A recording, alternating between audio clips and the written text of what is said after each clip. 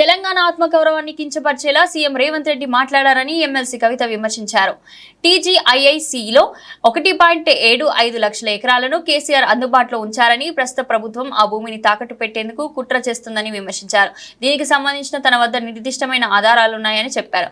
తెలంగాణ భవన్లో ఆమె మీడియాతో మాట్లాడారు. టీజీఐఐసీని పబ్లిక్ లిమిటెడ్ కంపెనీగా మార్చడానికి ప్రభుత్వం రహస్య జీవోను విడుదల చేసిందన్నారు. కంపెనీ హోదాను మార్చడం ద్వారా మరిన్ని వేల కోట్ల రుణం పొందాలని ప్రభుత్వం ఆలోచిస్తున్నదని చెప్పారు. తెలంగాణ భూములను స్టాక్ ఎక్స్చేంజ్ లో కుదపెట్టేలా కుట్ర జరుగుతుందని విమర్శించారు.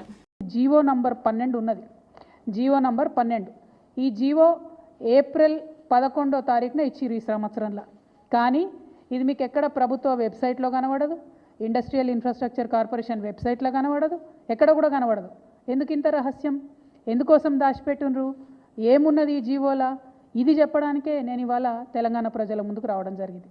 ఈ జీవోలో ఏం చెప్తుందంటే ప్రభుత్వము ఇప్పటి వరకు Telangana state industrial infrastructure corporation అనేటటువంటిది ఒక ప్రైవేట్ లిమిటెడ్ కంపెనీగా ఉన్నది. ఇప్పుడు దాన్ని రేవంత్ రెడ్డి గారి ప్రభుత్వం నిర్ణయం తీసుకొని పబ్లిక్ లిమిటెడ్ కంపెనీ కింద మార్చడం జరిగింది. మరి ఏం మార్పు వస్తుంది ప్రైవేట్ లిమిటెడ్ కంపెనీ నుంచి పబ్లిక్ లిమిటెడ్ కంపెనీ చేస్తే అంటే ఇంకా వేల కోట్లు ఎక్కువ రుణాలు తీసుకొచ్చేటటువంటి అవకాశం ఉంటుంది. మొత్తం తెలంగాణలో ఉన్నటువంటి 1,75,000 ఇండస్ట్రియల్ ఐడెంటిఫైడ్ భూములు ఏవైతే ఉన్నాయో వాటిని అన్నిటినీ కూడా స్టాక్ ఎక్స్చేంజ్లో కుదవబెట్టేటటువంటి అవకాశం వస్తుంది. అందుకోసమే ప్రైవేట్ లిమిటెడ్ కంపెనీ ఉన్నటువంటి టీఎస్ఐఐసిని ఇలా పబ్లిక్ లిమిటెడ్ కంపెనీగా రేవంత్ రెడ్డి గారు మార్చడం జరిగింది. మార్చడంతోనే దీంట్లో ఏమొచ్చింది, ఇదే జీవోలో చెప్తారు. మార్చుతూ వాళ్ళు నిర్ణయం తీసుకుంటే ఏమొచ్చిందంటే the company got listed on 11/12/2024 at National Stock Exchange and the company status got changed to high value debt listed entity.